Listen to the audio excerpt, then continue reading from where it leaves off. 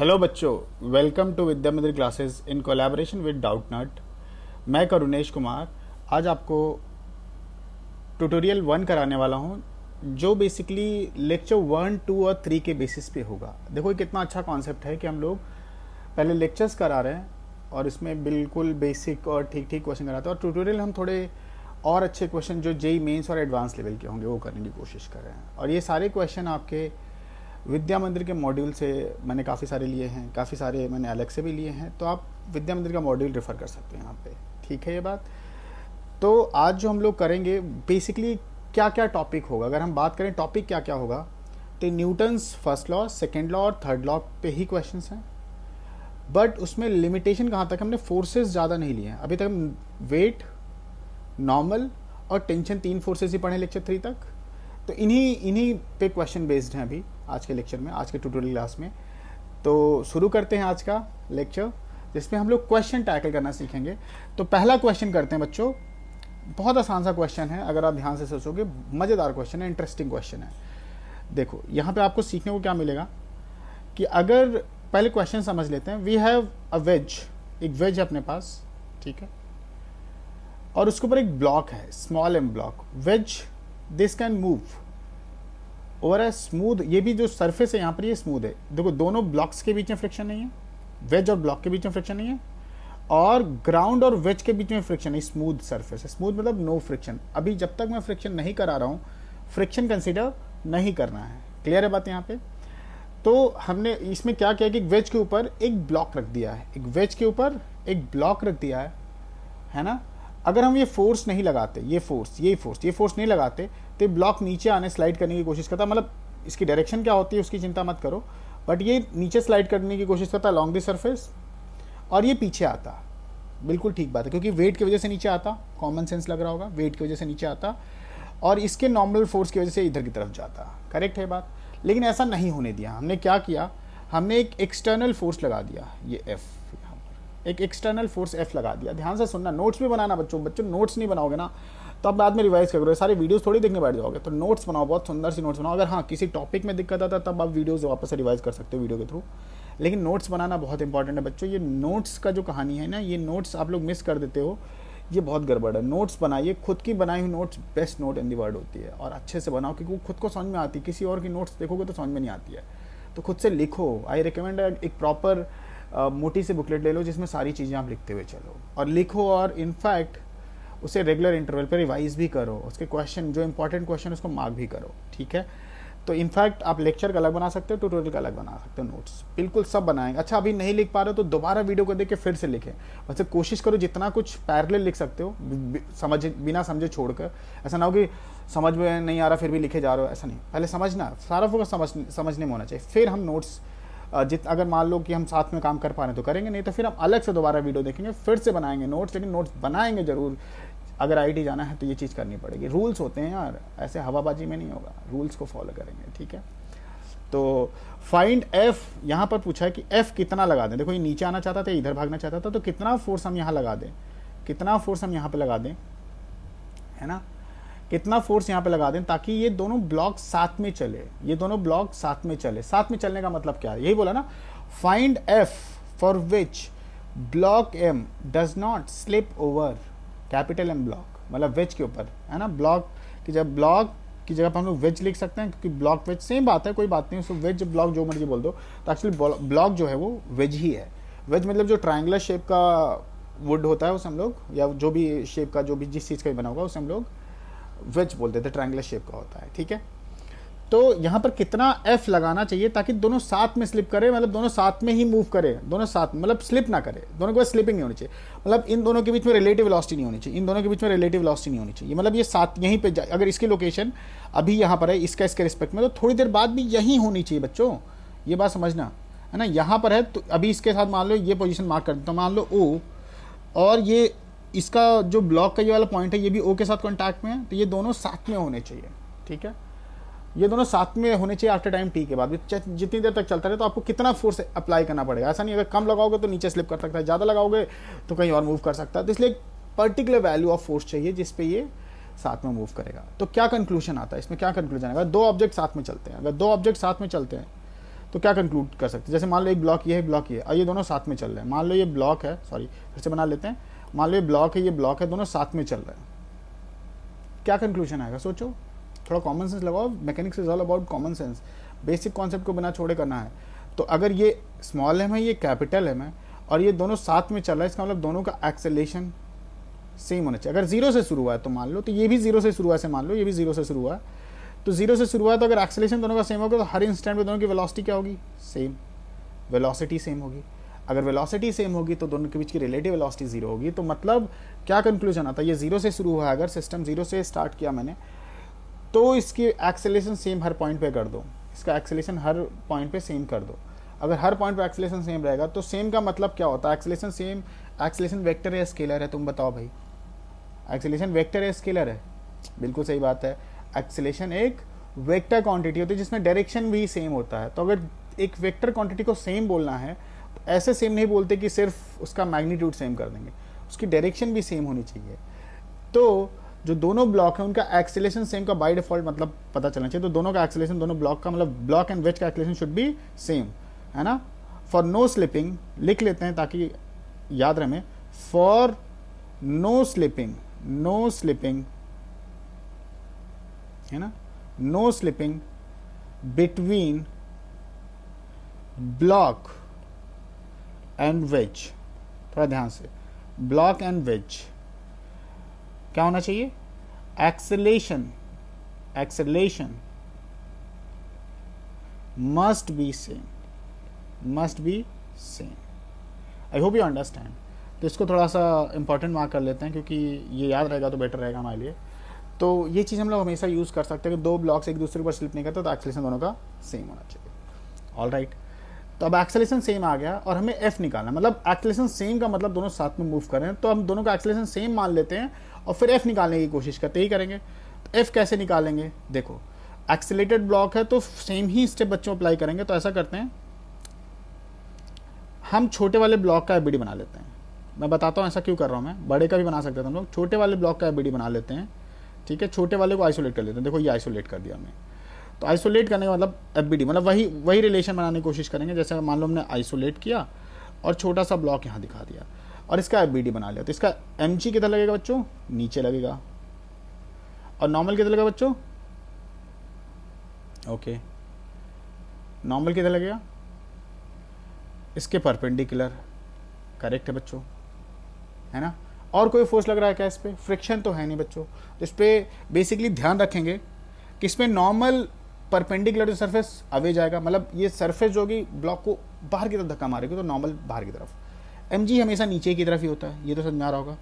और सारे forces centre से ही दिखाने होते हैं, मैं ये बात याद रखेंगे, सारे फोर्सेस सेंटर पे दिखाना होता है क्योंकि हम सारे ऑब्जेक्ट को पार्टिकल मान सकते हैं, ठीक है, ओके, ऑल राइट। तो ये हो गया।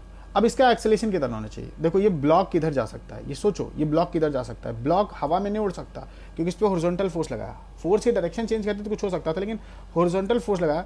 तो ब्लॉक किधर एक्सेलेरेट कर सकता है बच्चों, ब्लॉक कर सकता है राइट की तरफ एक्सेलेरेट। तो wedge has to accelerate rightward, इस बात को प्लीज ध्यान रखना। अगर वेज अगर राइट की तरफ एक्सेलेरेट कर सकता है तो block has to accelerate rightward, please इस बात को ध्यान रखना कि अगर ये तुम्हारा जो वेज है ये सिर्फ along the surface he accelerate कर सकता है बच्चों, तो ये किधर करेगा, राइट की तरफ करेगा, इस बात को ध्यान रखेंगे सारे। तो इसका एक्सेलेरेशन किधर मानेंगे, ए मानेंगे, और जितना एक्सेलेरेशन इस ब्लॉक का मानेंगे उतना ही आपका वेज का होगा, ठीक है। तो स्टेप 2 भी आपका हो गया, अगर आपको याद हो। स्टेप 2 क्या है भाई, स्टेप 2 क्या था, एक्सेलेरेशन डायग्राम, आपको याद होगा। एक्सेलेरेशन ये एफबीडी था, स्टेप 1 एक्सेलेरेशन डायग्राम, ठीक है, करेक्ट है। स्टेप 3 क्या होगा बच्चों, याद होगा आपको, कन्वीनिएंट एक्सिस। कन्वीनिएंट एक्सिस कैसे मानते थे, एक्सेलेरेशन के लॉन्ग एक्स एक्सिस, उसके परपेंडिकुलर वाई एक्सिस, है ना। अभी स्टैंडर्ड ही फॉलो कर रहे हैं, कुछ आगे चेंजेस होगा तो मैं बताऊंगा आपको, लेकिन अभी एकदम स्टैंडर्ड फॉलो कर रहे हैं। एक्सेलेरेशन, नेट एक्सेलेरेशन के लॉन्ग एक्स एक्सिस और उसके परपेंडिकुलर वाई एक्सिस, ठीक है बच्चों। चौथे स्टेप की बात करते हैं, चौथे स्टेप की बात करते हैं। तो चौथे स्टेप में क्या करते थे हम, फोर्स को रिजॉल्व करते थे। अब फोर्स को रिजॉल्व कैसे करते थे, देखो ये थीटा एंगल है, ये थीटा एंगल है। अच्छा, जो मैंने एक्सेलेरेशन निकाला है, यहाँ पर जो एक्सेलेरेशन निकाला है बच्चों, ये स्टेटमेंट 1, आपको स्टेटमेंट 1 मैंने लेक्चर 2 में सिखाया था, वहाँ से आपको याद होनी चाहिए। स्टेटमेंट 1 सिखाया था जिसमें क्या होता है, अगर कोई ब्लॉक या कोई बॉडी, अगर कोई बॉडी किसी फिक्स सरफेस के साथ कांटेक्ट में, तो उसका एक्सेलरेशन हमेशा अलोंग दी सरफेस ही होता है, तो इसलिए मैंने इसका अलोंग दी सरफेस मान लिया। ठीक है, तो वही उसी से अगर इसका ए है तो इसका भी ए मान सकते हैं बच्चों, आसान सी बात है।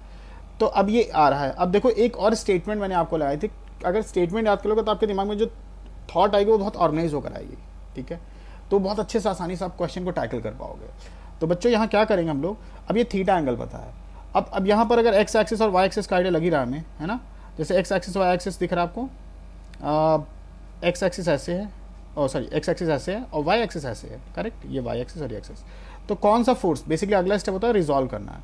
तो रिजॉल्व करना है, देखो ध्यान से, रिजॉल्व का मतलब क्या होता है, कंपोनेंट लेना है ना, कंपोनेंट, बार बार बात कर रहा हूँ इस बारे में, कंपोनेंट एंड रिजॉल्व फोर्सेस, वो फोर्सेस रिजॉल्व करना है जो आपका एक्सिस के अलॉन्ग लाई नहीं कर रहा बच्चों। तो यहाँ पर क्या करेंगे, अगर हम ध्यान से देखें तो ये एक्स एक्सिस के अलॉन्ग कितने फोर्स लाई कर रहे हैं, देखो ये एक्स एक्सिस के अलॉन्ग कितने फोर्सेस लाई कर रहे हैं, ये एक्स एक्सिस है और ये इसका परपेंडिकुलर एक्सिस है। तो अगर ये थीटा है तो इसमें ये वाला थीटा होगा। आप कहोगे भैया आपको कैसे पता, फटाफट आपने लिख दिया। तो मैंने आपको बहुत आसान सा तरीका बताया था कि अगर कोई लाइन हॉरिजॉन्टल से थीटा एंगल बना रही है तो नॉर्मल इसके परपेंडिकुलर हमेशा वर्टिकल से सेम थीटा बनाती है। समझ में आ रहा है क्या? अगर ये थीटा है ना, तो अगर ये थीटा है it has to be theta. ये वेल प्रूवन स्टेटमेंट है, आप इसको कहीं भी यूज़ करो, हर बार सही आएगा, चिंता मत करो। अगर कोई लाइन हॉरिजॉन्टल से थीटा एंगल बना रही है तो इसके परपेंडिकुलर हमेशा वर्टिकल लाइन से सेम थीटा बनाएगा। ठीक है, आसान सी बात है। तो इसीलिए मैंने फटाफट एक बार याद कर लोगे लाइन और उसको बार बार अप्लाई करते रहोगे तो तुम्हें दिखना शुरू हो जाएगा। तब यहाँ पर अगर नॉर्मल को हम लोग रिजॉल्व करेंगे तो ये वाला आएगा, क्योंकि और कोई फोर्स रिजॉल्व करने लायक नहीं है। क्यों भाई? क्योंकि वो एक्सिस के अलॉन्ग ही लेकर, एम जी एक्सिस के अलॉन्ग, दो ही फोर्सेज हैं यहाँ पर, और ये हो जाएगा एन कॉस थीटा। तो वी हैव थ्री फोर्सेज, मतलब एक तो फोर्स का कॉम्पोनेंट ही है, तो we have this N sine theta, N cos theta और एम जी। ठीक है, और एक्सेलेरेशन आपका एक्स एक्सिस के अलॉन्ग है, तो चौथा स्टेप भी हो गया। पांचवा स्टेप क्या था अगर आपको याद हो, apply F equals to M A, apply F equals to M A along x axis, apply f equals to ma along x axis, है ना। जब बच्चों आसान सी चीज़ है, बिल्कुल आसान सी चीज़ है। तो f कितना है, नेट फोर्स x एक्सिस के अलॉन्ग कितना, एक ही फोर्स है बच्चों, ध्यान से देखो, एक ही फोर्स है, n sin theta, n sin theta ही फोर्स है, और इसके अलॉन्ग एक्सेलेरेशन क्या है, a। तो जिधर आप ध्यान रखेंगे, जिधर नेट एक्सेलेरेशन होता है, या यू कैन से जिधर नेट एक्सेलेरेशन होता है उधर ही नेट फोर्स होता है, या उल्टा भी बोल सकते हो, जिधर नेट फोर्स होगा उधर ही नेट एक्सेलेरेशन होगा। करेक्ट है बात? तो देखो फिलहाल यहाँ एक ही फोर्स और उसी डायरेक्शन में एक्सेलेरेशन है, तो नेट फोर्स राइट की तरफ एन साइन थीटा, उधर ही एक्सेलेरेशन है, तो कुछ ज़्यादा दिक्कत नहीं, दोनों की डायरेक्शन सेम है। तो पांचवा स्टेप बहुत आसान सा है, क्या हो जाएगा बच्चों, N sine theta is equals to M A. ठीक है, स्टेप नंबर 1। तो हम लोग क्या कर सकते हैं बच्चों कि एक हमें इक्वेशन पता चल चुकी, इक्वेशन क्या थी, N sine theta equals to M A, equation number 1। अगर हम ऊपर लेते हैं स्लाइड को, इसको कॉपी कर लेते हैं बच्चों, ठीक है।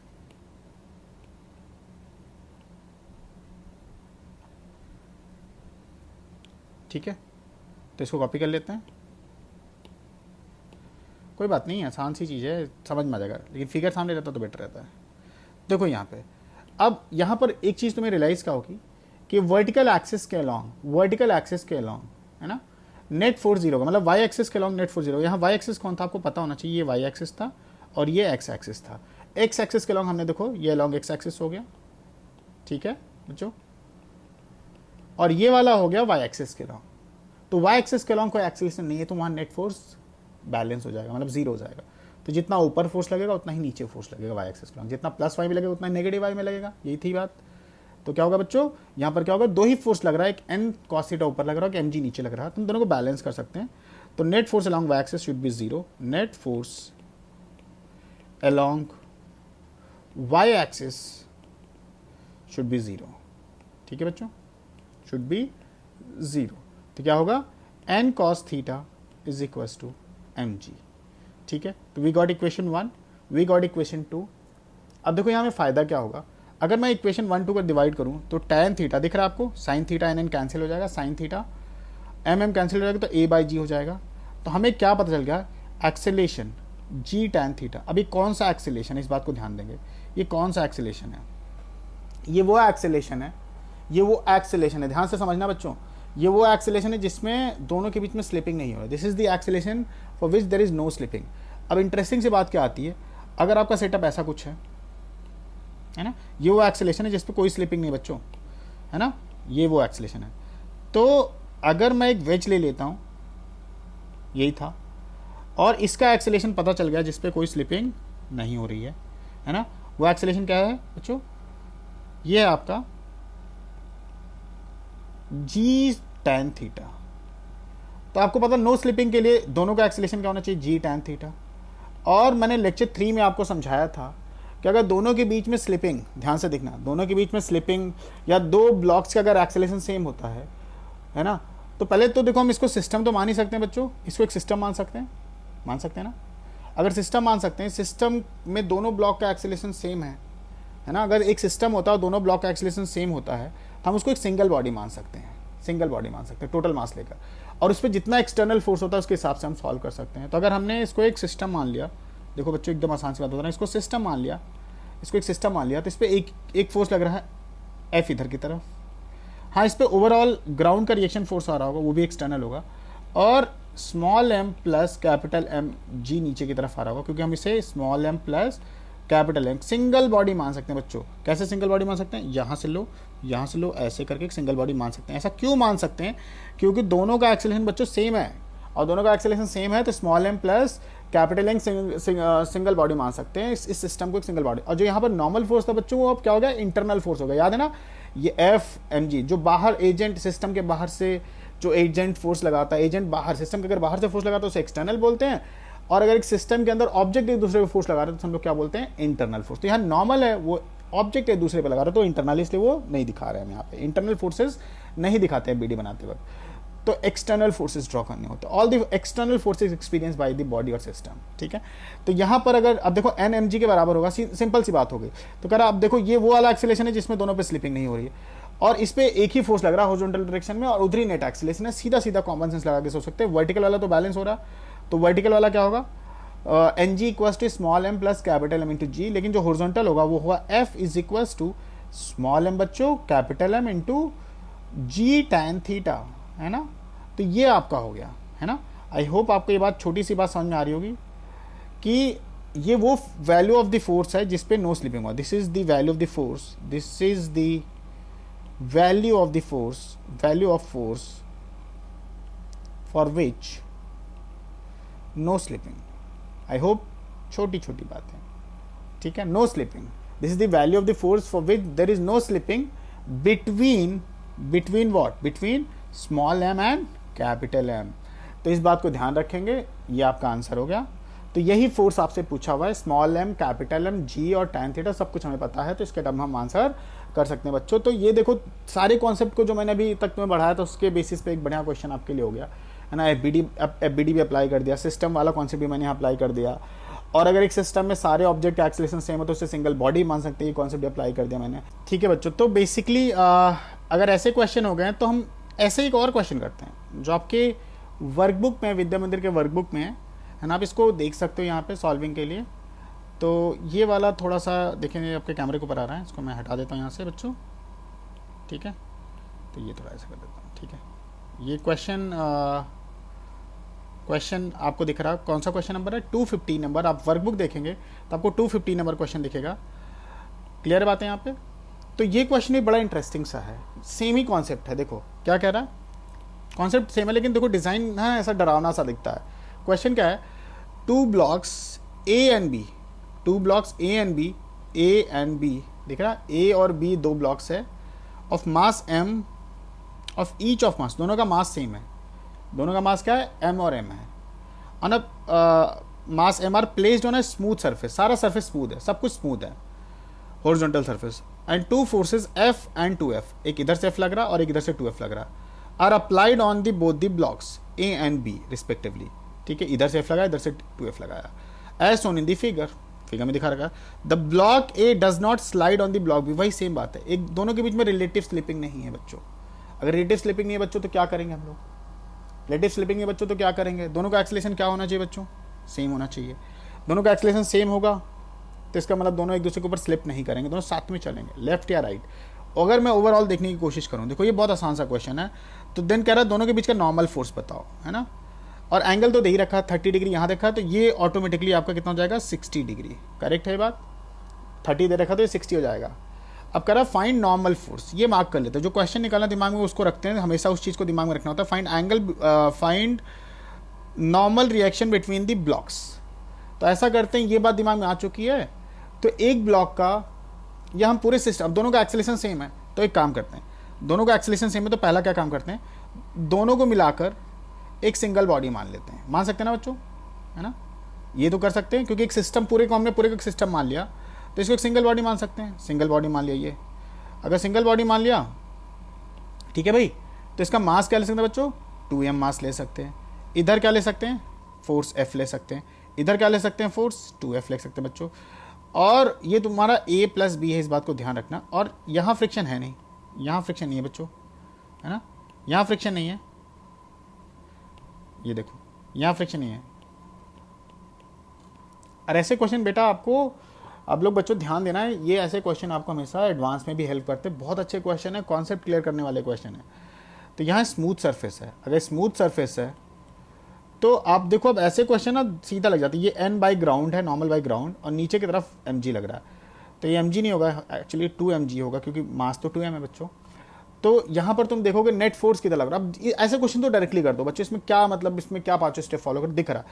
2F फोर्स इधर से बच्चों लग रहा है, F फोर्स इधर से लग रहा है, नेट फोर्स हॉरिजॉन्टल में किधर लगेगा, इधर, तो इधर ही नेट फोर्स आ रहा है, तो इधर नेट एक्सेलेरेशन होगा बच्चों, ये ध्यान दे लो। अब अगर नेट एक्सेलेरेशन कितना आएगा, net force which is F toward left, है ना बच्चों, F = 2m × a, और ये लेफ्ट की तरफ होगा एक्सेलेरेशन, है ना, लेफ्ट की तरफ एक्सेलेरेशन क्या होगा, लेफ्ट की तरफ। तो a कितना जाएगा, F/2m। करेक्ट है। सिस्टम में दोनों एक, यही इसको सिस्टम माना हमने, दोनों का एक्सेलेरेशन सेम था, तो हमने दोनों का एक्सेलेरेशन को सेम था, तो हमने एक बॉडी मान लिया, सिंगल बॉडी, और उस पर एक्सटर्नल फोर्सेस देखा और F = m अप्लाई कर लिया। अच्छा, ng भी निकल सकता है अगर पूछता तो, लेकिन नॉर्मल बाई ग्राउंड नहीं पूछा बच्चों, नॉर्मल बाई ग्राउंड नहीं पूछा है, नॉर्मल बाई ग्राउंड होता है 2mg। अगर पूछता तो हम आंसर कर देते। हमसे क्या पूछा बच्चों, हमसे पूछा है, हमसे क्या पूछा है, इन दोनों के बीच का नॉर्मल फोर्स बताओ। अब इन दोनों के बीच का नॉर्मल फोर्स है, तो हमें एक सिंगल बॉडी का, हमें एक्सेलेरेशन पता है F/2m, F के टर्म में आंसर कर सकते हैं क्योंकि F गिवन था हमें, ठीक है बच्चों। तो हम लोग क्या कर रहे हैं, इस वाले ब्लॉक का एक्सेलेरेशन, इस वाले ब्लॉक का, अब देखो इस वाले ब्लॉक का बेसिकली हमने एबीडी बना लिया, इस स्मॉल m वाले का। करेक्ट है बच्चों, ये 60। अब इसका एबीडी बनाएंगे तो इस पर कुछ इन दोनों की वजह से रिएक्शन फोर्स आ रहा होगा, नॉर्मल फोर्स n मान लेते हैं इसको, है ना बच्चों, n मान सकते हैं, और नीचे की तरफ mg लग रहा होगा बच्चों, है ना, तो ये एबीडी होगा स्टेप 1। यहाँ स्टेप फॉलो कर लेते हैं, एबीडी करेक्ट है।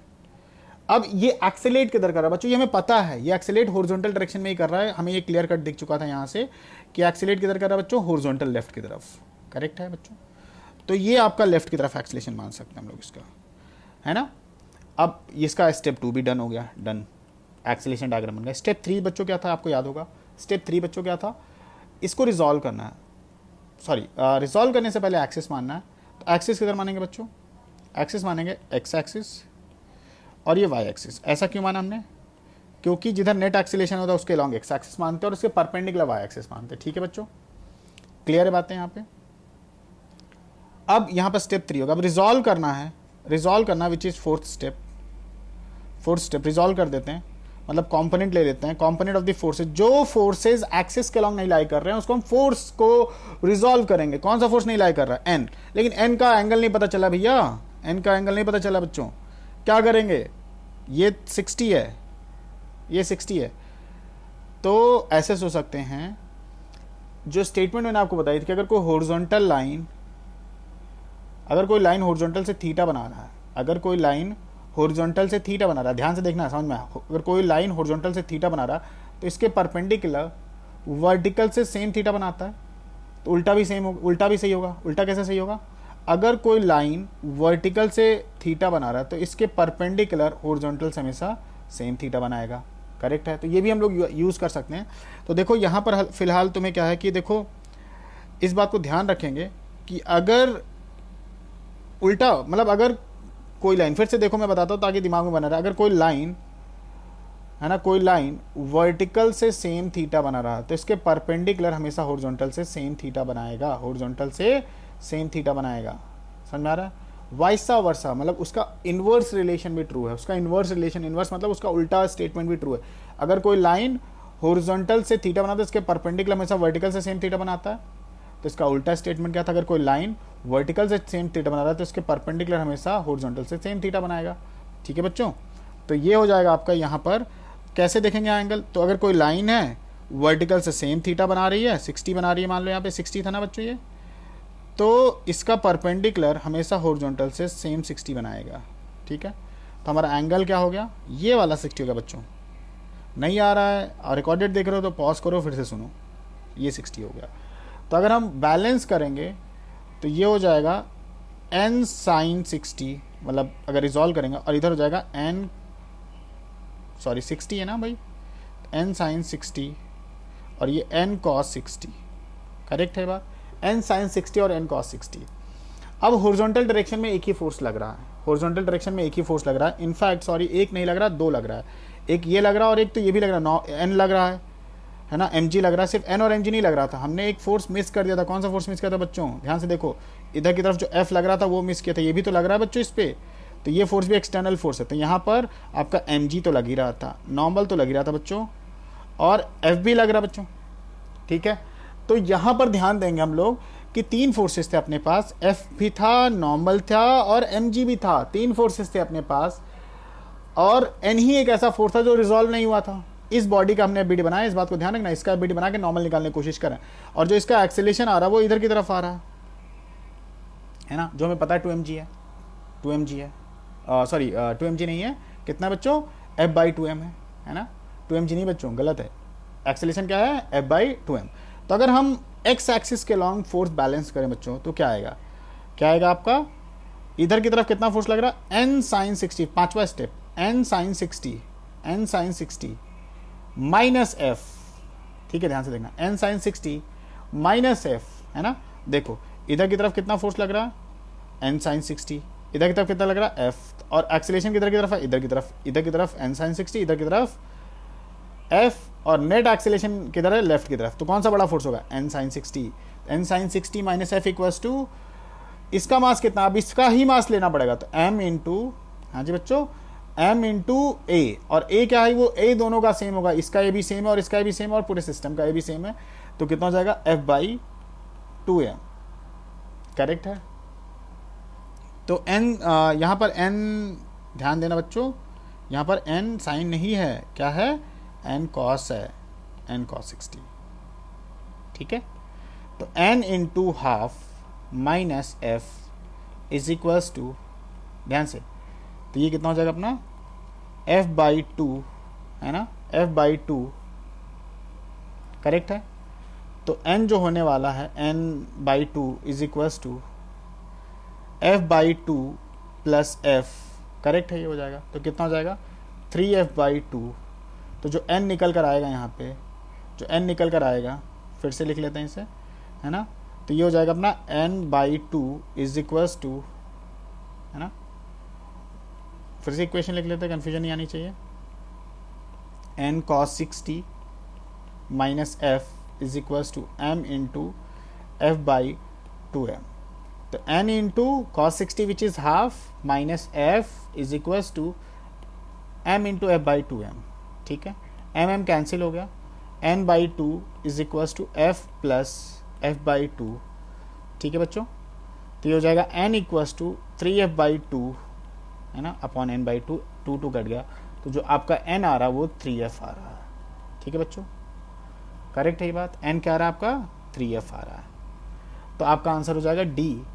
अब बहुत सारे बच्चे सोचते हैं कि भैया आप एकदम कैलकुलेशन ऐसे क्यों करते हो, कि एकदम एक एक पॉइंट को कैलकुलेट करते हो फिर एंड में आंसर एग्जैक्ट निकालते हो। यस, अगर आईआईटी जाना है, आईआईटी को अच्छे से करना है, तो आपको एक एक स्टेप हर बार जब प्रैक्टिस कर रहे हो आपको वहीं गलती करनी, वहीं सही करना, और फिर अल्टीमेटली सही करके आना एग्जाम में, पूरा आंसर एंड तक निकालो। ये आपको ध्यान रखना है। बहुत सारे बच्चे ना क्या करते हैं कि सोचते हैं कि एक बार में अभी कर लिया थोड़ी सी प्रैक्टिस, एग्जाम में आ जाएगा।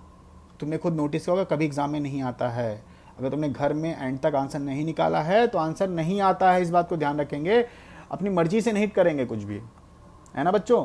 तो इस बात को ध्यान रखेंगे कि जब घर में प्रैक्टिस कर रहे हो क्वेश्चन, अगर मान लो इसी क्वेश्चन को तुमने दोबारा किया, हो सकता है बहुत सारे बच्चे गलती करते हैं, तो कोई बात नहीं, फिर से सॉल्व करो, जहाँ जहाँ गलतियाँ उसको चेक करो। गलतियाँ तुम करोगे ना तो तुम्हारे दिमाग में बैठती है हाँ यार यहाँ गलती हुई थी, तो अगली बार वैसी गलतियाँ नहीं होती हैं, है ना। तो इस बात को ध्यान रखेंगे हम लोग कि गलतियाँ करना कोई बड़ी बात नहीं है, बट उससे सीखना, अगर उससे सीख ना पाए फिर तो बहुत बड़ी गलती हो जाती है। तो तुम लोग क्या करते हो, कहते हो जी भैया हम तो एक बार अभी प्रैक्टिस कर लेते हैं और फिर एग्जाम में सीधा, एक बार क्या ढंग से प्रैक्टिस नहीं करते, चलो जी मेथड आता है एग्जाम में सही कर दें। ऐसा कभी नहीं होगा बच्चों। सारे क्वेश्चन 2-2, 3-3, 4-4 बार आप घर पे प्रैक्टिस करो, अच्छे से सॉल्व करो, और फिर आप एग्जाम में जाओगे तब आपसे सही होगा। मतलब मुझे जब शुरुआत में मैं टेस्ट सीरीज वगैरह कुछ करने की कोशिश करता था तो गलतियाँ होती थी। क्योंकि मेरा एटीट्यूड यही था कि हो जाएगा, अभी कर दिया हो जाएगा। नहीं, ये नहीं करना बच्चों। ये ध्यान रखना है कि घर पे जितने अच्छे से प्रैक्टिस करोगे उतने ही अच्छे से तुम्हें एग्ज़ाम में आएगा। मतलब ये सारी चीज़ें बैठकर टाइम देने वाली चीज़ें हैं। अगर आईआईटी करना है, आईआईटी जाना है, तो तुम्हें टाइम देना पड़ेगा, इसको एफर्ट लगाना पड़ेगा, है ना। सेम बात है मेरी भाई। तो उसको जब तक फाइनल आंसर नहीं निकालोगे, तो आज से हम कसम खा लेते हैं कि हम फाइनल आंसर बिना निकाले ना बात नहीं मानेंगे। ऐसा नहीं कि आ जाएगा अपने को, ऐसा बिल्कुल नहीं करेंगे। आएगा नहीं, जब तक नहीं निकालेंगे तब तक नहीं आएगा जी, है ना। तो ये खुद आपने नोटिस भी करोगे ना कि कई बार हमें लगता है कि यार ये क्वेश्चन तो आसान था बट एग्जाम में गलती हो गई। क्यों गलती हुई, सोचो क्यों गलती हुई, क्योंकि हमने ढंग से आंसर नहीं निकाला था घर पे। ऐसा नहीं करेंगे, ठीक है। घर पे आंसर ढंग से निकालेंगे, तो घर पे आंसर ढंग से निकालेंगे। आगे बढ़ते हैं बच्चों।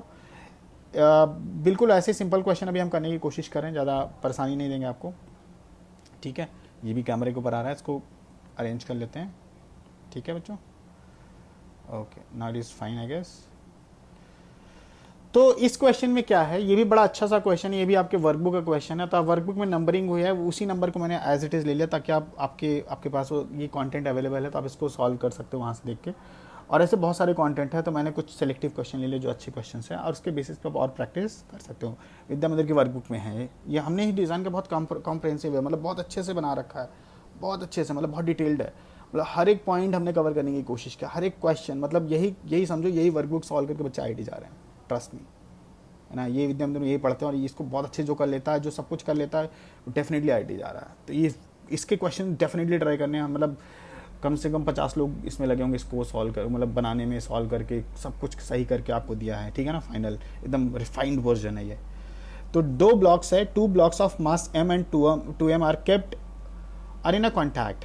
देखो जी बच्चों, ऐसे कॉन्टैक्ट में रख दिया गया है, ऐसे करके देखो, दिख रहा है आपको, ये कॉन्टैक्ट में रखा गया है ऑन ए स्मूथ सरफेस। अभी मैं फ्रिक्शन नहीं कर रहा हूँ, तो फ्रिक्शन वाले क्वेश्चन नहीं लिया मैंने। A horizontal pushing force F is applied on mass 2m in case 1, ठीक है बच्चों। एंड इन केस 2 में क्या है, एक में 2m पे लगा रहे हैं, एक में m पे लगा रहे हैं फोर्स, यही बोला है। तो कहते हैं normal reaction between the blocks in case 1 and case 2 का जो रेशियो का वो बताना है। तो बच्चों आसान सी बात है, बट हाँ बहुत सारे बच्चों को लग रहा है नॉर्मल तो सेम रहेगा। नहीं जी बच्चों, सेम नहीं रहेगा, दोनों पे अलग अलग फोर्स है, तो सेम नहीं रहेगा। अगर तुम्हें लग रहा सेम होना होगा तो सॉल्विंग से भी सेम आएगा। तो ऐसा करते हैं, सॉल्व कर लेते हैं। देखो, अगर तुम इसको धक्का मारोगे, अब ये देखो सीधा सीधा सा, अगर इसको धक्का मारोगे, देखो कैसे फटाफट करते हैं इसको धक्का मारोगे, अब दोनों का एक्सेलेरेशन क्या होगा बच्चों, सेम, राइट की तरफ सेम होगा, सही बात है ना। तो हम लोग इसको सिंगल बॉडी मान सकते हैं, इसको सिस्टम मानो, और इसके दोनों का एक्सेलेरेशन सेम है तो इसको सिंगल बॉडी मान सकते हैं। कैसे, इसको सिंगल बॉडी मान लेते हैं। देखो ऐसे ऐसे सिंगल बॉडी, और इस पर लग रहा है F फोर्स, और इसका मास हो गया 3m, ठीक है। तो इसका एक्सेलेरेशन क्या आएगा, इसका एक्सेलेरेशन आएगा F इक्वल्स टू 3ma, और वर्टिकल डायरेक्शन में जो फोर्सेज है वो कैंसिल हो जा रहे हैं, बराबर है। तो n जो होगा ग्राउंड, n बाई ग्राउंड, दोनों का सम, जो नॉर्मल फोर्स है इसका सम होगा ऊपर की तरफ, वो नीचे वाले mg के बराबर होगा। वो तो हमें मतलब नहीं उससे अभी फिलहाल। तो जो a आएगा वो क्या आएगा बच्चों, F अपॉन 3m। अच्छा ये बात ध्यान रखना कि एक्सेलेरेशन मैंने राइट की तरफ है और फोर्स भी राइट की तरफ है, तो सीधा सीधा बैलेंस कर सकते हैं। मान लो एक्सेलेरेशन, अगर तुम्हारा फोर्स राइट होता, एक्सेलेरेशन तुमने लेफ्ट माना, तो माइनस लगा के बैलेंस करते, ठीक है। तो a आ गया अपना। अगर a आ गया तो अब कह रहा है कि दोनों के बीच का नॉर्मल कैसे निकलेगा। अच्छा a जो है वो यही होगा, तो दोनों के बीच का नॉर्मल क्या होगा, किसी एक का एफबीडी बना लो। किसका एफबीडी बनाएंगे, चलो राइट वाले का बनाते हैं, आसान होगा, m का, स्मॉल m का। तो स्मॉल m का बनाएंगे, तो ये 2m ब्लॉक स्मॉल m को किधर धक्का मारोगा बच्चों, राइट की तरफ। और कोई हॉरिजॉन्टल फोर्स है नहीं। कितना एक्सेलेरेशन है बच्चों, a, तो इसको n1 मानते हैं, है ना। तो n1 क्या होने वाला बच्चों, n1 is going to be mass into acceleration, and that is F by 3m। फटाफट होना चाहिए, अब सेम ही कॉन्सेप्ट बार बार रिपीट हो रहा है। तो ये m कैंसिल हो गया, तो n1 कितना हो गया बच्चों, F बाई 3, है ना, करेक्ट है। सेम चीज़ अपन लोग यहाँ पे लगा सकते हैं, सेम चीज़ अपन यहाँ लगा सकते हैं, इस वाले केस के लिए लगा सकते हैं। कैसे, अब देखो यहाँ पर इस बात को ध्यान रखेंगे हम लोग बच्चों, क्या ध्यान रखेंगे कि इस पे भी लेफ्ट की तरफ फोर्स लग रहा है ना, देखो इस पे भी लेफ्ट की तरफ फोर्स लग रहा है ना। अगर इस पे लेफ्ट की तरफ फोर्स लग रहा है तो ये दोनों एक्सेलरेशन सेम होगा, ठीक है फटाफट। तो एक्सेलरेशन जो आएगा कितना होगा, एक इसको सिस्टम मान सकते हैं, सिस्टम का दोनों का बॉडी का एक्सेलरेशन सेम है तो फिर से एक्सेलरेशन निकल जाए, तो एक्सेलरेशन सेम आएगा क्योंकि फोर्स सेम और मास सेम है, तो acceleration is going to be सीधा। अगर दूसरे वाले के लिए बात करते हैं, ये पहला वाला हो गया अपना और ये दूसरा वाला, केस 1 है ना, केस 1 के लिए नॉर्मल फोर्स निकाल लिया और केस 2 के लिए नॉर्मल फोर्स निकालते हैं, ठीक है बच्चों। F/3m एक्सेलरेशन आ गया। अब क्या करेंगे इस बार, अगर तुम m पे भी लगाओगे तो भी सेम आंसर आएगा, यहाँ पे भी चाहे जिस पे लगाते हैं सेम नॉर्मल फोर्स आता आंसर, ऐसा नहीं कि अलग आता, दोनों ट्राई कर सकते हो, दोनों का बीडी बना के सॉल्व कर सकते हो बच्चों। तो हमने क्या किया, 2m ब्लॉक पे फोर्स लगा दिया बच्चों, 2m ब्लॉक पे, और इधर पे किधर की तरफ नॉर्मल फोर्स लग रहा होगा, लेफ्ट की तरफ लग रहा होगा, और एक्सेलरेशन पता है हमें, तो ये N2 मान लेते हैं। तो N2 is the only force and इसकी वजह से लेफ्ट की तरफ एक्सेलरेट कर रहा है, जैसे ये राइट की तरफ कर रहा था वैसे ही इस पे ओवरऑल अगर इसको सिस्टम मानते तो ओवरऑल नेट फोर्स लेफ्ट की तरफ लग रहा है, करेक्ट है। तो N2 इज इक्वल टू बच्चों क्या होगा, N2 equal to 2m into acceleration, तो F/3m, तो mm कैंसिल हो गया, तो N2 जो आ रहा है वो क्या आ रहा है 2F/3 बच्चों, 2F/3। तो पहले केस में जो नॉर्मल आ रहा है वो F/3 आ रहा था, अगर आपको याद हो F/3 आ रहा था, दिख ही रहा, याद क्या होने की आवश्यकता है इसमें। तो ये तुम्हारा F/3 है और ये 2F/3 है बच्चों। तो ये आसान सी जब करा, दोनों का रेशियो बता दो बच्चों, तो क्या करेंगे N1/N2 ले लेंगे, N1/N2, N1/N2 क्या होगा F/3 बच्चों, F/3 अपॉन 2F/3, तो 3 कट गया, F कट गया 1/2, तो क्या रेशियो आएगा 1:2, ठीक है। तो N1/N2 इज 1:2, N2/N1 2:1। तो लेकिन हमसे यहाँ फिलहाल केस 1 टू केस 2 पूछा, केस 1 में N1 माना था हमने और केस 2 में N2 माना था। बिल्कुल बढ़िया क्वेश्चन, अच्छा क्वेश्चन, कॉमन सेंस वाला, ऐसे क्वेश्चन मेंस में पूछता है बच्चों, है ना, पूछे भी हुए ऐसे क्वेश्चन, तो ऐसे क्वेश्चन को ध्यान में रखेंगे हम लोग। इनफैक्ट ये क्वेश्चन मेंस में आया हुआ था, है ना, तो मतलब ऐसा ही था, सिमिलर था क्वेश्चन, एग्जैक्ट नहीं था, बट ऐसे क्वेश्चन मेंस में आते हैं, ठीक है बच्चों। तो यहाँ पर ध्यान रखेंगे कि अगर आप लोग मतलब देखो क्वेश्चन जितने ज़्यादा हो सके उतने करो, मतलब मैं तुम्हें समझा रहा हूँ तो टाइम लग रहा है, लेकिन मैक्सिमम क्वेश्चन करने की कोशिश करो, मतलब 1 घंटे में कम से कम, अगर फिजिक्स का क्वेश्चन है तो 1 घंटे में अगर मेंस लेवल का तो कम से कम 25 तो करने की कोशिश करो, या 20 तो मिनिमम करो, ठीक है। और अगर एडवांस का तो कम से कम 10-12 तो करना ही है, 12-13 टाइप, ठीक है।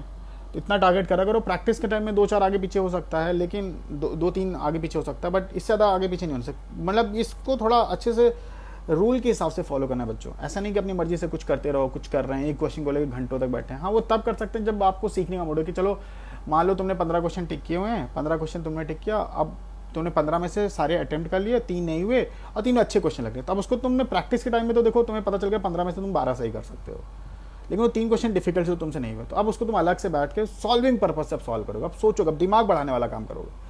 2 अलग हिस्सों में बांट के पढ़ाई करो, एक बार जब तुम प्रैक्टिस करते हो और एक बार दिमाग बढ़ाते हो। दिमाग बढ़ाने वाले में क्या करते हो तुम, आराम से टेक योर टाइम, ये सॉल्व द सिचुएशन, तो उसमें लर्निंग चल रही होती है तुम्हारी।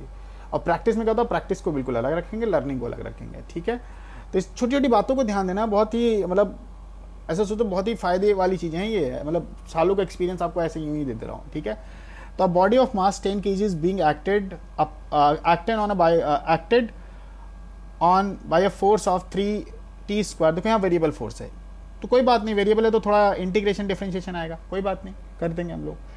N opposing force of 32 newton, the initial speed is 10 metre पर सेकेंड, ठीक है बच्चों। तो वी हैव दिस ब्लॉक,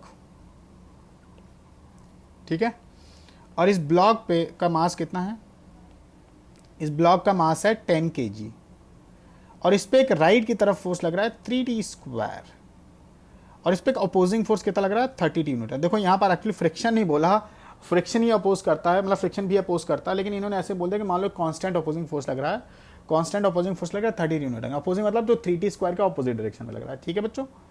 कोई ज़्यादा मुश्किल तो नहीं लग रहा है यहाँ पे, है ना। देखो ये ब्लॉक है 10 kg का, अब ये एक्सीलेट कर रहा है, स्मूथ सरफेस है, यहाँ स्मूथ सरफेस मतलब बेसिकली अब नहीं दिया तो हम कोई फ्रिक्शन एक्स्ट्रा नहीं मानेंगे, फ्रिक्शन नहीं मानेंगे, नहीं दिया होगा तो नहीं मानेंगे, ठीक है। अब बताओ ये किधर एक्सीलेट कर रहा होगा, ये टाइम के साथ बढ़ रहा होगा, ठीक है, ये टाइम के साथ बढ़ रहा होगा।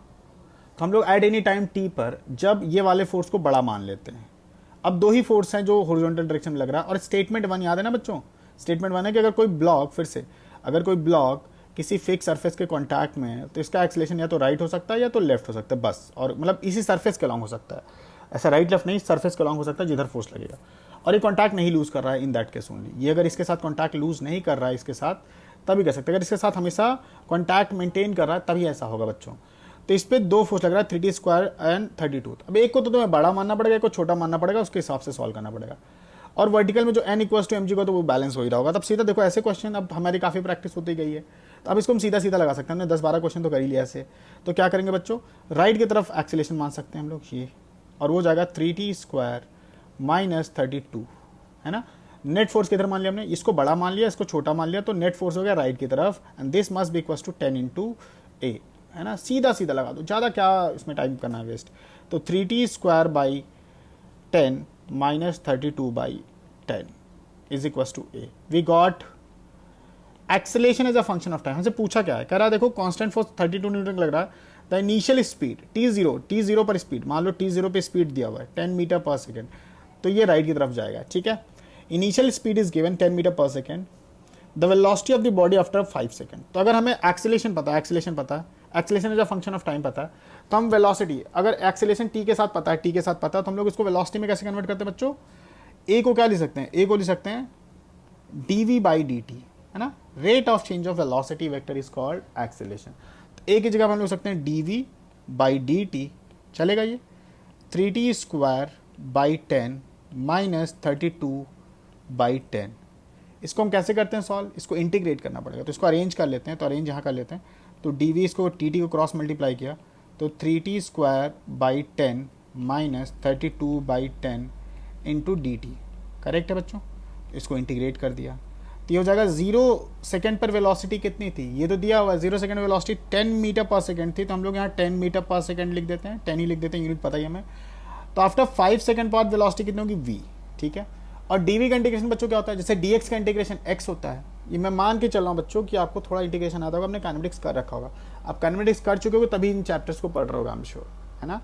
तो dv का इंटीग्रेशन बच्चों क्या होगा, v हो जाएगा, और लिमिट्स क्या होंगी 10 से लेकर v तक, ठीक है बच्चों।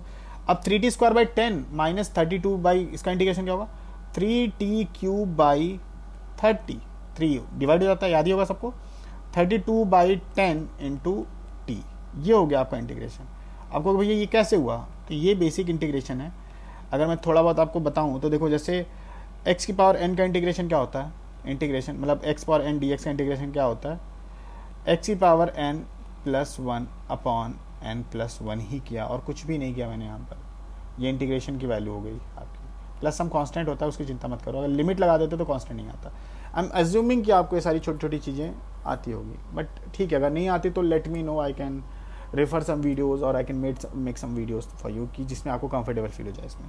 अब 3 कट जाएगा, तो v अपर लिमिट और लोअर लिमिट कैसे बच्चों करते हैं, तो हो जाएगा v upper limit minus lower limit 10 equals to ये हो जाएगा t क्यूब बाई 10, है ना बच्चों, माइनस 32t बाई 10। अभी मैंने यहाँ लिमिट नहीं लगाया, लिमिट के लिए देख लेते हैं। तो हो जाएगा v, इसको उठा के यहाँ पे सॉल्व कर रहे हैं, तो v minus 10 equals to 125, upper limit 5 है ना, तो अपर लिमिट की वैल्यू रख देते हैं 32 इंटू 5 बाई 10, और लोअर लिमिट क्या बच्चों 0 और 0 टाइम है, ठीक है, कोई बात नहीं, आगे के पेज पे ले चलते हैं। तो कितना हो जाएगा v minus 10 is equals to 125 by 5 हो जाएगा 12.5 माइनस 32 इंटू 5 160, तो 16 हो जाएगा, और 0 0 हट जाएगा, ठीक है। तो v minus 10 is equals to 12.5 minus 16 which is 3.5, तो v is equals to plus, ये माइनस होगा ध्यान रखना, तो 10 माइनस 3.5, तो v is going to be 6.5 metre पर सेकेंड, है ना। आई होप ये आपको छोटी सी बात समझ में आ रही होगी। इंटीग्रेशन में जिसे दिक्कत है they can refer some videos integration के लिए। विद्यामंदिर के साइट पे जाके देखोगे तो बहुत सारे इंटीग्रेशन के वीडियोस पढ़े हैं, फिजिक्स में भी होंगे, मैथ्स में भी तो होंगे ही होंगे, तो मैथ्स के थोड़े से इंटीग्रेशन के बेसिक कॉन्सेप्ट आप सीख जाओगे तो अच्छा रहेगा आपके लिए, ठीक है। तो छोटी छोटी चीज़ों को ध्यान में रखेंगे, और टाइम का भी ध्यान रखेंगे, 1 घंटे में ही ख़त्म करना है जितना है, आपको 1 घंटे का टाइम मिला है, ठीक है बच्चों। तो यहाँ पर आपको कुछ भी नहीं किया भाई। नेट फोर्स में एक बार फिर से रिवाइज करा देता हूँ, इस पर नेट फोर्स पता है आपको कितना है, नेट फोर्स 3t स्क्वायर है, और यहाँ 32n है, करेक्ट है बच्चों। और ये जो नेट फोर्स होगा वो ma के बराबर होगा। तो मैंने कहता net force at any time t equals to ma। तो हमें मिल गया a as a function of time, मतलब जो एक्सेलेरेशन है वो टाइम के साथ चेंज हो रहा है, मतलब डिफरेंट डिफरेंट टाइम पर डिफरेंट एक्सेलेरेशन, टाइम पे डिपेंड करने वाला एक्सेलेरेशन होगा बच्चों। तो मैंने कहा बहुत अच्छी बात है। और एक्सेलेरेशन क्या होता है, आपने काइनेटिक्स में पढ़ा होगा, एक्सेलेरेशन होता है dv/dt बच्चों, ये dv/dt होता है ना। तो dv/dt हो गया। अब ये dv/dt होगा बच्चों, तो इसको हम लोग यहाँ डाल सकते हैं dv/dt, और dv/dt डाल दिया तो इसको क्रॉस मल्टीप्लाई करते हैं तो dt इधर चल जाता है, फिर इंटीग्रेशन लगा लेते हैं, फिर लिमिट लगाते हैं। तो देखते हैं t0 पर जो वेलोसिटी है वो 10 है और 5 सेकंड बाद वेलोसिटी आपसे पूछा है, तो यही भी निकालना था आपको। ठीक है बच्चों, तो dv का इंटीग्रेशन v हो जाता है। ठीक है बच्चों, करेक्ट है। और 3t²/10, तो 3/10 तो कांस्टेंट है, बाहर आ जाता है, और t² का जो इंटीग्रेशन आता है t³/3 आता है, तो 3 मल्टीप्लाई कर देंगे तो 3/30 t³ हो जाएगा। करेक्ट है ये बात। और 32/10 इंटू dt, तो dt का इंटीग्रेशन t हो जाता है, तो t रख दिया यहाँ पर। अब लिमिट लगा लेते हैं 0 से 5, तो 0 से 5 लिमिट लगा लिया बच्चों। तो यहाँ पर अपर लिमिट डाल दिया 5 दोनों में पहले, और फिर लोअर लिमिट डाल दिया 0 0, माइनस कर लेते हैं upper limit minus lower limit, यहाँ upper limit minus lower limit, इसको सिंप्लीफाई किया तो ये आपका 6.5 मीटर पर सेकेंड आ रहा, which is option number B, है ना। कुछ ज़्यादा मुश्किल नहीं बच्चों, आसान सी बात है ना। और एक क्वेश्चन करते हैं, मज़ा आएगा भी आपको। तो ये इसमें थोड़ा सा एक छोटी सी चीज़ एक्स्ट्रा पूछी, ये जेईई मेंस में आया क्वेश्चन है ना।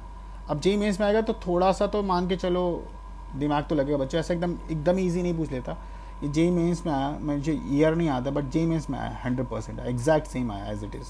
ठीक है, तो जेईई मेंस में एज इट इज़ आया। तो मैं आपको बीच बीच में ऐसे क्वेश्चन कराता रहूँगा जो जेईई मेंस में आएंगे। हम कर पाएंगे कि नहीं कर पाएंगे ये अब हमें सोचना पड़ेगा। तो इसमें क्या पूछा है देखो बच्चों, कि दो फिक्स्ड फ्रिक्शनलेस, यहाँ स्मूथ है, प्लेन्स हैं जो कितना एंगल बना रहे हैं, प्लेन्स है, ये वेज नहीं है, फिक्स्ड है, ये फिक्स्ड है। इस बात को फिक्स बोल दिया ना इन्होंने, तो इसको फिक्स के लिए ऐसे भी बना सकते हैं हम लोग, ताकि बट हालांकि बोल दिया तो हमें बनाने की आवश्यकता नहीं है, फिक्स के लिए ऐसे होता है ना। और जो मूविंग वाला था वो वेज उसको बोलते हैं, वेज दे देता है। ठीक है, तो प्लेन्स है।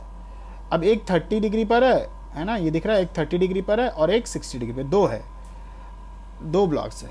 What is the relative acceleration of A with respect to B. तो बेसिकली हमें एक्सेलेरेशन निकालना है। अब रिलेटिव एक्सेलेरेशन का छोटा सा कॉन्सेप्ट होता है, जैसे कहीं भी रिलेटिव एक्सेलेरेशन निकालना है बच्चों तो वेक्टर में निकालना हमेशा। तो एक्सेलेरेशन ऑफ, मान लो acceleration of 1 with respect to vector में लिखना हो तो हम लोग इसको कैसे बोलते हैं, acceleration of 1 vector minus acceleration of 2 vector, है ना। तो इसको क्या बोलते हैं, एक्सेलेरेशन ऑफ 1 रिलेटिव एक्सेलेरेशन, इसको बोलेंगे relative acceleration of 1 with respect to 2। Correct है बच्चों, acceleration of 1 with respect to 2, इसमें तो कोई डाउट नहीं आएगा, कोई दिक्कत नहीं आएगी। Relative acceleration of 1 with respect to 2, तो आप क्या करना, वेक्टर रिलेटिव में लिख देना, वो अल्टीमेटली आपको डायरेक्शन के साथ देगा। करेक्ट है, तो आप वेक्टर में सबट्रैक्ट कर देना, सीधा सीधा आंसर आ जाएगा। वेक्टर में लिखना आना चाहिए आपको एक्सेलेरेशन, किसी भी क्वांटिटी को वेक्टर में लिखना आना चाहिए आपको, है ना, वो तो वेक्टर्स की ही बात है। तो आप कह रहा है कि दोनों, एक 60 पर है एक 30 पर है, और दोनों को छोड़ दे, दोनों का जो एक्सेलेरेशन आएगा। देखो बच्चों ये बहुत आसान सा क्वेश्चन है। अगर ये इंक्लाइन प्लेन पर है, इंक्लाइन प्लेन पर है, देखो अगर इंक्लाइन प्लेन पर है तो ये हो गया आपका ब्लॉक। ठीक है बच्चों, अगर मैं इसका BD बनाऊंगा, ठीक है, इसका मैं BD बनाऊं, ओके बने रहने दो ऐसे इसको। अगर मैं इसका BD बनाऊं तो इस पर कौन कौन सा फोर्स लगेगा, नीचे की तरफ mg लगेगा और नॉर्मल लगेगा। करेक्ट है बच्चों, और ये एंगल कितना है, ये एंगल कितना है, ये एंगल कितना बच्चों, ये है तुम्हारा, पहले वाले केस के हिसाब से लेते हैं, इसको A मान लेते हैं, A के हिसाब से करते हैं, तो ये है तुम्हारा 60 डिग्री। ठीक है, तो ये BD बन गया। दूसरा स्टेप बच्चों क्या था, ये पहला स्टेप। दूसरा स्टेप क्या था, एक्सीलरेशन डायग्राम। तो अगर स्टेटमेंट 1 याद हो आपको, तो ये एक्चुअल में स्टेटमेंट 1 के हिसाब से अगर देखा जाए तो this block is always in contact with this fix surface. तो इसका एक्सेलरेशन या तो नीचे हो सकता है या तो ऊपर हो सकता है, जिधर मर्जी मान लो, कोई दिक्कत नहीं, उसके हिसाब से आंसर आ जाएगा। अगर आपने नीचे माना and it is coming out to be positive, इसका मतलब आंसर सही है। और आपने नीचे माना and if it is coming out to be, अगर ये नेगेटिव आ रहा है, ऋणात्मक आ रहा है, तो इसका मतलब ये उल्टे डायरेक्शन में होगा, है ना। लेकिन तब तक वैलिड है जब तक फ्रिक्शन नहीं है। मैं पहले भी बता चुका हूँ कि अब जब भी फ्रिक्शन के एब्सेंस में, फ्रिक्शन नहीं होता और आपने किसी सर्टेन डायरेक्शन में एक्सेलरेशन माना और वो नेगेटिव आ गया, इसका मतलब वो आंसर उल्टी डायरेक्शन में, आंसर तो वही है, मैग्नीट्यूड तो वही, लेकिन डायरेक्शन उल्टी होगी। ठीक है, लेकिन फ्रिक्शन के एब्सेंस में, फ्रिक्शन को कैसे टैकल करना है आपको धीरे धीरे समझाऊंगा कि फ्रिक्शन होगा तो कैसे चेक करेंगे, उसकी चिंता मत करो। अगली क्लास तक अपना जो अगला लेक्चर होगा उसमें फ्रिक्शन इंट्रोड्यूस कर चुका हूँ, तो धीरे धीरे उसको भी आपको समझा दूंगा। करेक्ट है बात? तो ये क्लियर है बात है। तो इसका एक्सीलरेशन हम लोग किधर मान सकते हैं? नीचे की तरफ। करेक्ट है बच्चों। और तीसरा स्टेप है एक्सिस। एक्सिस कैसे मानेंगे बच्चों? ये हो गया आपका वाई एक्सिस और ये हो गया आपका एक्स एक्सिस। जहाँ पर कॉम्प्लेक्स दिखे वहाँ तुरंत मानना शुरू कर दो, कोई दिक्कत नहीं है। तो ऐसे कर सकते हैं हम लोग कि इसको वाई एक्सिस मान लेते हैं और इसको एक्स एक्सिस मान लेते हैं। ठीक है, तो ये हो गया अपना। अब देखो फंडा क्या आता है, अगर ये थीटा है और ये दिख रहा है तुम्हें हॉरिजॉन्टल से थीटा बना रहा है, ये देखो हॉरिजॉन्टल से थीटा बना रहा है, तो इस पर परपेंडिकुलर हमेशा वर्टिकल से सेम थीटा बनाएगा। करेक्ट है बच्चों? तो ये थीटा हो गया। करेक्ट है, थीटा मतलब 60 हो गया। ठीक है, तो ये वाला जो फोर्स आएगा, ये वाला जो फोर्स आएगा, ये क्या आएगा तुम्हारा? इसमें कौन सा फोर्स? इनफैक्ट देखो इसमें देखो हमें ये तो जानने की आवश्यकता थी नहीं, ये वाले जानने की आवश्यकता थी, मैंने तुम्हें ऐसे ही बस एंगल बता दिया। इसमें रिजॉल्व किसको करना पड़ेगा?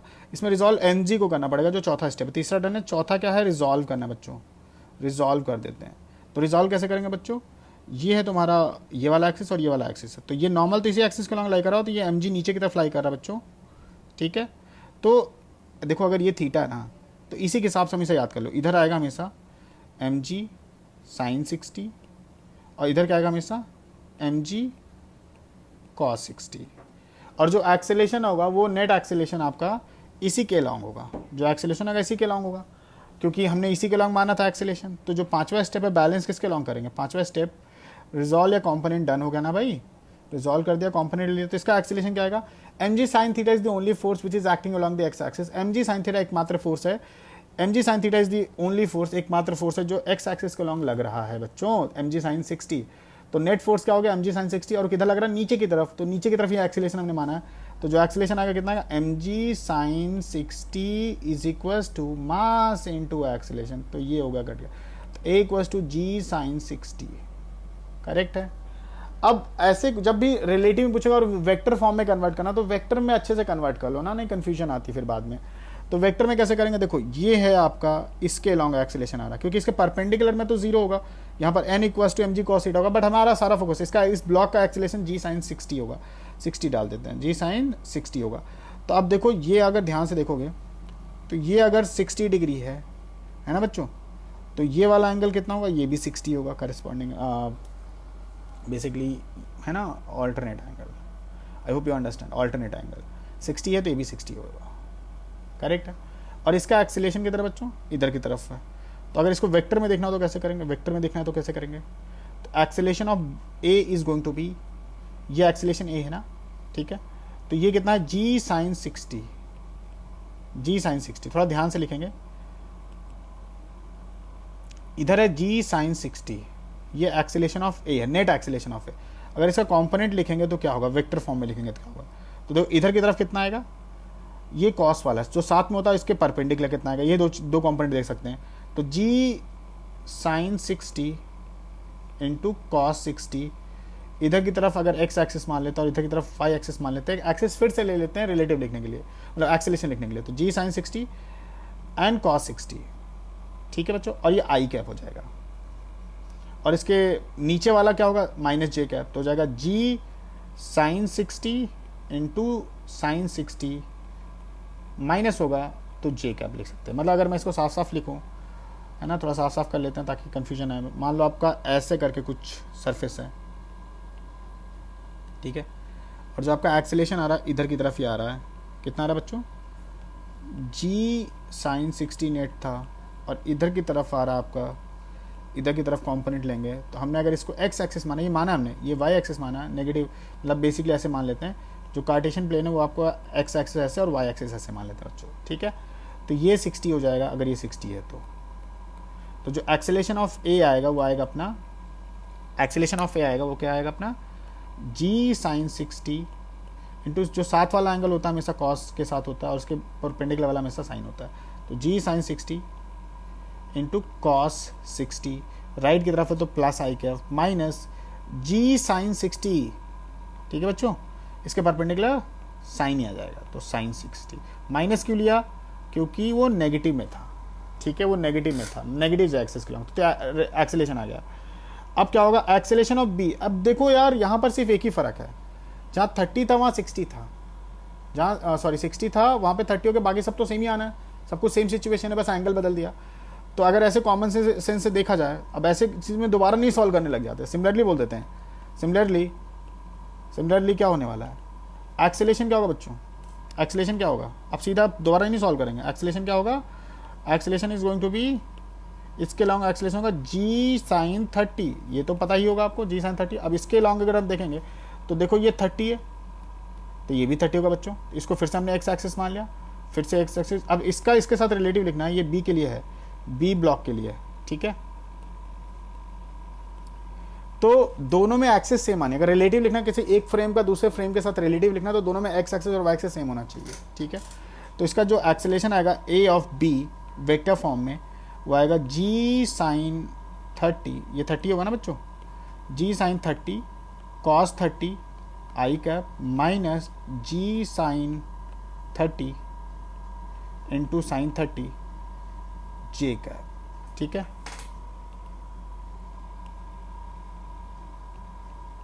ठीक है, अब ये ए आ गया, ए आ गया और ए बी आ गया, दोनों को सब्ट्रैक्ट कर देते। तो मतलब अगर मुझे relative acceleration of A with respect to B पूछा तो बच्चों कैसे लिखेंगे, relative acceleration of A with respect to B, अभी बताया था आपको कि vector A minus vector B, बिल्कुल आसान है, कुछ मुश्किल नहीं बच्चों, ठीक है। तो ये आ जाएगा अपना, तो एक्सेलेरेशन ऑफ ए कितना है, एक्सेलेरेशन ऑफ ए है, acceleration of A equals to G sine 60 into cos 60, I का याद ही होगा आपको, और हो जाएगा G sine 60 into sine 60 J cap, है ना। तो ये ए बी लिखना तो सब ट्रैक कर देते हैं, ठीक है। तो ये ए हो गया, ए हो गया, माइनस ए बी कितना हो जाएगा, जी साइन 30 इंटू कॉस 30, ठीक है बच्चों, माइनस जी साइन 60, सॉरी जी, ये आई कैप हो जाएगा, ये हो जाएगा G sign 30 into cos 30 sign 30 जे कैप, ऊपर से देख सकते हो आप लोग, ठीक है। तो ये क्लियर है। अगर ध्यान से देखोगे तो इसको सिंप्लीफाई करते हैं, A B equals to G into sine 60 होता है √3/2 into 1/2 I cap minus G into √3/2 into √3/2, ठीक है बच्चों, माइनस हो जाएगा G into 1/2 into √3/2 I cap, plus minus minus plus हो जाएगा। तो देखो ये क्या हो जाएगा तुम्हारा, ये जे कैप था, ये आई कैप था, ये जे कैप था, ये आई और ये जे, तो कितना हो जाएगा जी इंटू 1/2 इंटू 1/2। अगर तुम ध्यान से देखो तो ये क्वांटिटी और ये क्वांटिटी सेम आई के हिसाब से, तो ए बी क्या होने वाला है, ए बी होगा अपना माइनस जी इंटू 3/4 जे कैप प्लस g/4 जे कैप, प्लस माइनस हो गया। तो यहाँ पर हम लोग जी जे कैप बाहर ले लेते, -3/4 plus 1/4 is going to be, I hope you understand, ये हो जाएगा G into J cap into -1/2 which is 9.8/2 which is J cap minus के साथ, तो ये हो जाएगा -4.9 जे कैप। अब जे कैप का मतलब क्या होगा, जे कैप का मतलब अगर हम अपनी एक्सिस के हिसाब से देखें 4.9 आ रहा है, 4.9 ये रिलेटिव एक्सेलेरेशन है, इस बात को ध्यान रखेंगे, ये रिलेटिव एक्सेलेरेशन है बच्चों, है ना। तो काफ़ी लेंदी हो गया है, बट आई होप ये मैंने ज़्यादा समझाने के लिए ज़्यादा पेजेस यूज़ कर लिए हैं, बट ये बहुत आसान होता है, अगर आप एग्जाम में लिखोगे तो बहुत फटाफट आ जाता है। तो इसका जो आंसर आएगा वो डी आएगा बच्चों, डी आएगा, इसमें घबराने की बात नहीं है, कोई घबराने की बात नहीं है, आसान सा अच्छा क्वेश्चन है, समझना तो पड़ेगा ना हमें जी, अच्छा क्वेश्चन है, ब्यूटीफुल क्वेश्चन है। ये कॉन्सेप्चुअली बहुत स्ट्रॉन्ग क्वेश्चन है कि इसमें हम कैसे इसको वेक्टर फॉर्म में कन्वर्ट करेंगे, जैसे हमने दोनों का एक्सेलेरेशन निकाला, फिर उसके हिसाब से एक एक्सिस मानी, इधर माना, जैसे हमने इधर एक्स एक्सिस माना, इधर वाई एक्सिस माना, इसमें जो नेट एक्सेलेरेशन है तो उसको रिजॉल्व कर दिया बच्चों, ठीक है। तो हमें जो एक्सेलेरेशन मिला ये देखो मिल गया आई कैप और जे कैप में, और यहाँ पर जो आई कैप है वो हॉरिजॉन्टल है और जे कैप है वर्टिकल डायरेक्शन है, ठीक है। इसलिए आंसर है कि 4.9 मीटर पर second square in vertical direction, upper downward नहीं बोला तो कोई दिक्कत नहीं, हालांकि डाउनवर्ड है यहाँ पर क्या है, डाउनवर्ड है, इस बात को भी ध्यान रखेंगे। वर्टिकल और अपवर्ड की बात नहीं करा, सिर्फ सॉरी अपवर्ड और डाउनवर्ड की बात नहीं करा, सिर्फ वर्टिकल की बात करा, इसलिए फर्क नहीं पड़ता, इन्होंने वर्टिकल लिख के अपना अपवर्ड और डाउनवर्ड की बात नहीं करा, वर्टिकल अपवर्ड भी हो सकता था, वर्टिकल यहाँ पर हर फिलहाल वर्टिकल डायरेक्शन डाउनवर्ड होगा, वर्टिकल डायरेक्शन डाउनवर्ड्स, ठीक है। तो जैसे हमने इसका एक्सेलेरेशन लिख लिया बच्चों, ये वेक्टर फॉर्म लिखा, और ये हमने एक्सिस मानी थी, एक्स एक्सिस और वाई एक्सिस, करेक्ट है बच्चों। थोड़ा सा तो लेवल बढ़ाएंगे ना बच्चों, तो ये एक्स एक्सिस और ये वाई एक्सिस है, ध्यान से समझेंगे, ये एक्स एक्सिस और वाई एक्सिस, तो यहाँ पर हमने इसको वेक्टर फॉर्म में फिर से लिखा था। और सिमिलरली अब हमें दिखा है कि वहाँ 60 के हिसाब से अगर जी साइन 60 आ रहा था, तो अगर 30 होगा तो क्या आएगा, जी साइन 30 आएगा। कॉमन सेंस लगाएंगे, सॉल्व करोगे तो सेम ही आएगा, क्योंकि एंगल के फर्क होने से थोड़ी जो एंगल चेंज होगा, एंगल पे तो डिपेंड कर रहा है, जी तो सेम रह रहा है, एंगल बदल रहा है। तो एंगल के हिसाब से अगर मान लो 45 होता तो यहाँ जी 45 के हिसाब से हम सॉल्व करना शुरू कर देते। तो ये नेट एक्सेलरेशन इसका फिर से इधर आ गया जी साइन 30, और इसका फिर हमने कॉम्पोनेंट लिया इधर और इधर एक्स एक्सिस, और सेम लिया हमने। अगर रिलेटिव लेना तो हमें सेम एक्स और वाई मानना पड़ेगा, तो हमने सेम एक्स वाई मान लिया। फिर इसका हमने acceleration of net acceleration of B component में लिख दिया, net acceleration of A component में लिखा था।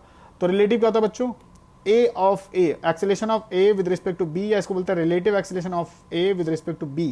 रिलेटिव एक्सेलरेशन ऑफ ए, यही तो पूछा था, relative acceleration of A with respect to B, and that is always vector A minus vector B बच्चों। तो हमने वही किया, vector A minus vector B कर दिया, सॉल्व किया। अभी सॉल्व फिर से तुम दोबारा करके देखो आंसर सेम आता है। तो -4.9 जे कैप मीटर पर सेकेंड स्क्वायर आ रहा है, मीटर पर सेकेंड स्क्वायर आ रहा है बच्चों।